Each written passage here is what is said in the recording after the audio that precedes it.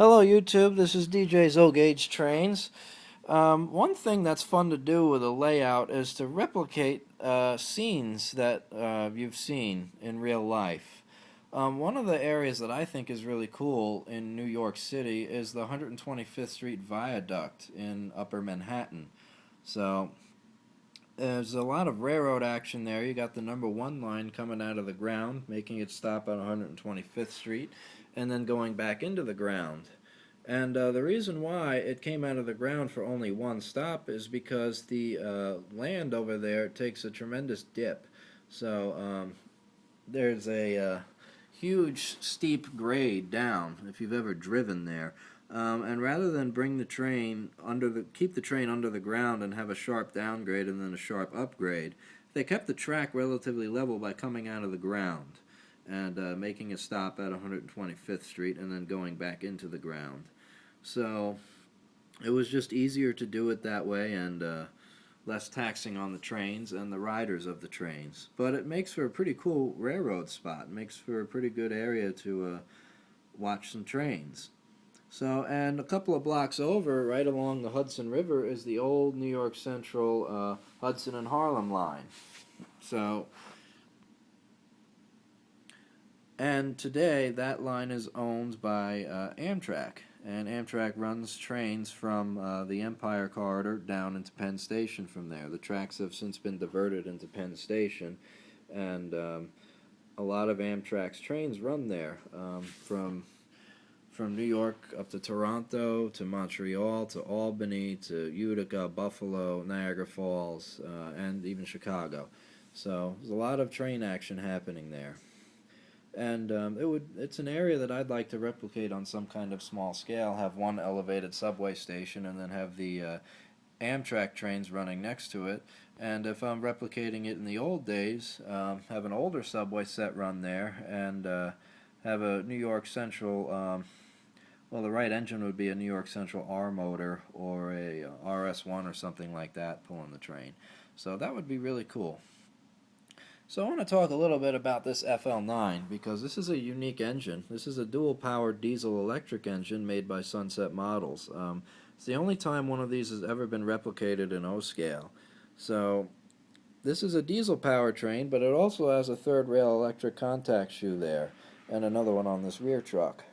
And that was done because Penn Station and Grand Central Terminal are under the ground and the diesel exhaust fumes are too much to breathe in. So the New Haven Railroad designed an engine that could switch over to third rail power while it's moving. So, and this is that engine. So this is it in the Amtrak paint scheme. And they stayed in service until the late 90s, early 2000, 2001. And most of them are owned at that time by the Metro North Railroad, but Amtrak had a few units that they used to take trains from Penn Station up to Albany, where then a Amtrak Genesis or an F40PH, depending on the time period, would take over. So, and if you look inside, Sunset Models does really, really fine detail work on their model. You can see all the hand-painted gauges and knobs and the engineer figure in there, and they just do a really, really fantastic job. So you got a lot of separately applied brass parts on here. The body is plastic, but a lot of the separately applied parts are metal or brass, and that's really cool. The trucks are brass. This engine does not have the vertical motors that Lionel or MTH engines would have. This engine has one gigantic horizontal can motor in there, which is connected to a belt system, and that belt system then turns some draft gear down here, which turns the wheels. All the wheels are powered. And also, something unique to Sunset Third Rail is that the trucks are fully sprung. So if I push down on the engine, like that,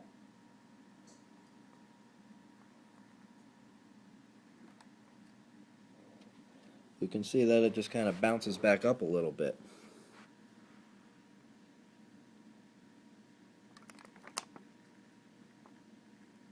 And that's pretty cool. That's something unique to Sunset Models too. MTH and Lionel does it on their passenger cars, but not their diesels. So I think that's a really cool feature. So this is a beautiful engine. I do have a YouTube video of it up and running, pulling Amtrak's Adirondack. So you can go check that out if you want to. The Adirondack during the summer months featured a Vista Dome car. The train ran through the Adirondack Mountains, and so during certain seasons they would switch in a Vista Dome car so that people could get a good view. And so I kind of replicated that train. So check it out if you want to. And over here is the R12 subway set. So this is the off-white graffiti-proof paint scheme. It was anything but graffiti-proof. This was done to combat the graffiti that had pretty much been painted on almost every single New York City subway car at that time. But it didn't last very long. White is not a good color for weathering, and very, very shortly after this paint scheme was introduced, the redbirds were introduced. And it was rare to find a full off-white train set. I've seen many pictures of R36 cars in the off-white paint scheme, 10, 11 car trains, but any other car type, they're just kind of mixed in, and it just kind of looks like a rainbow train, which is what I'm trying to replicate here. So what I'll do is turn this set on. We'll get through a few of the stops. The number 1 line is a really, really cool line. It's one of the more scenic lines in the upper portion, and some of the underground stops have these giant holes in them with the sunlight just shining through directly onto the track, and that's pretty cool. It's one of the oldest tunneled lines in the city, so it's just a really cool line, and I hope you enjoy it. We'll get through probably half the stops before I have to stop the video, so here you go.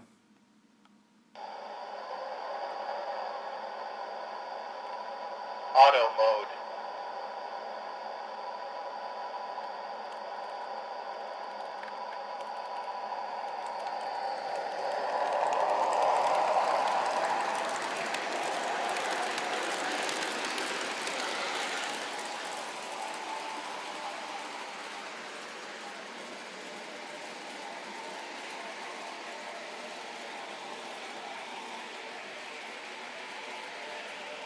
Stop. R81st Street, George Washington Bridge.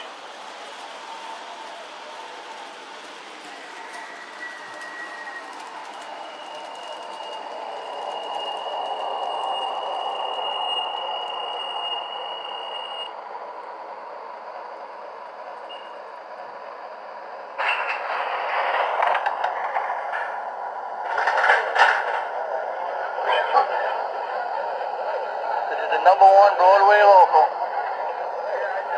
The doors will now be closing.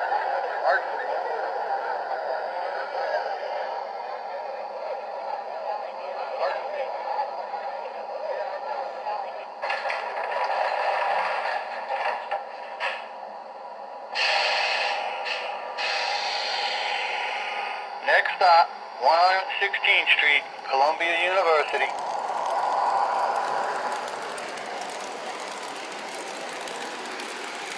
One thing I didn't mention is the windows on that R12 subway car I cut out and glued in myself.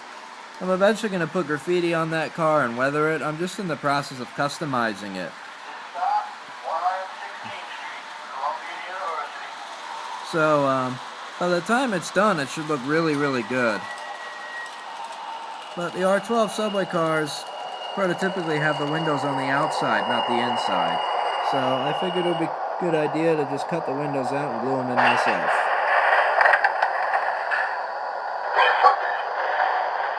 Stopping for 5 train, Gun Hill Road to Morris Park, stopping today. K12 bridge, this is Westchester, Massachusetts. You have permission to be in accordance with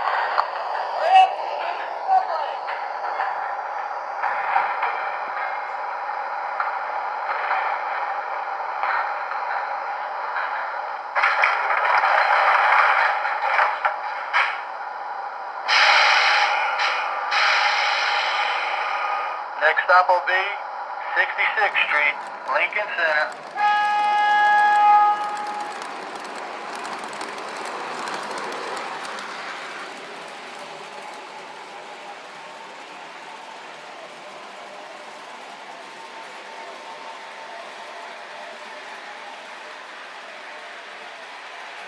Next stop, 66th Street, Lincoln Center.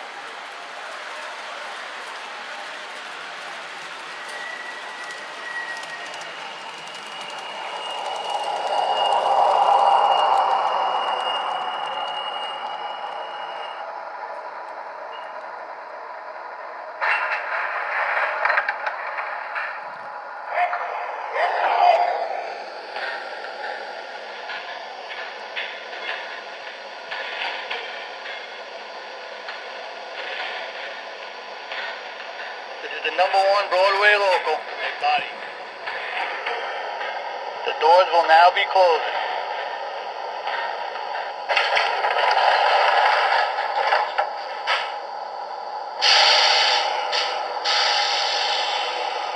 Next stop, 42nd Street, Times Square.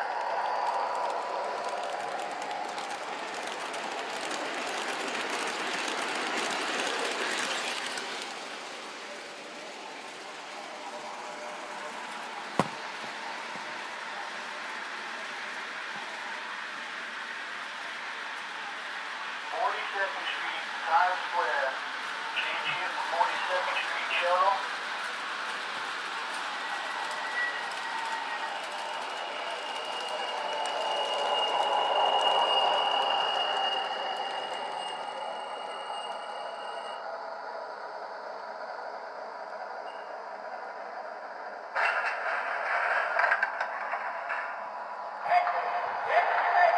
Hot dog! It's a hot dog!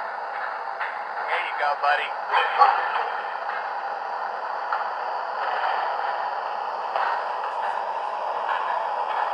The doors will now be closing.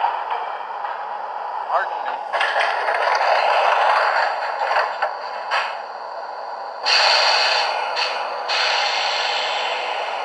Next stop will be 34th Street, Penn Station, Madison Square Garden.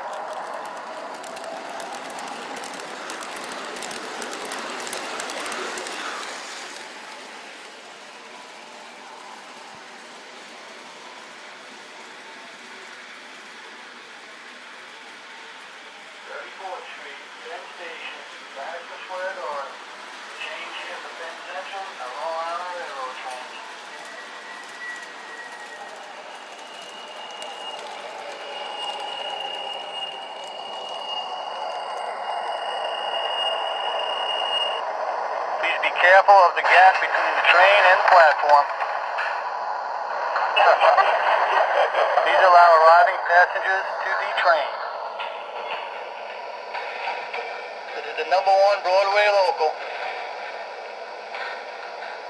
Please do not block the doors. Pardon me.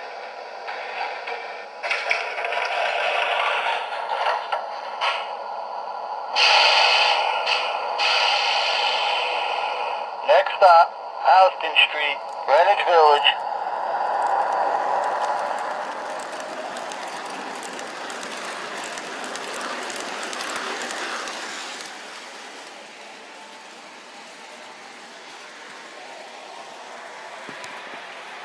Houston Street, Greenwich Village.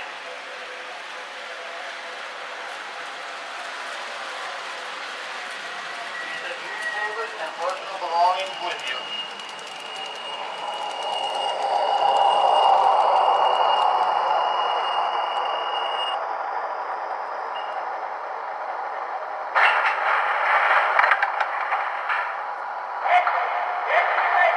Hot dog! It's a hot dog! Here you go, buddy. The #1 Broadway local. Alright, we're coming to the close of the video. So, thanks for watching. I hope you liked it, and, you know, it's cool to share layout ideas. Hopefully one day in the near future I'll get to start constructing a real layout. But, thanks for watching. Take care for now.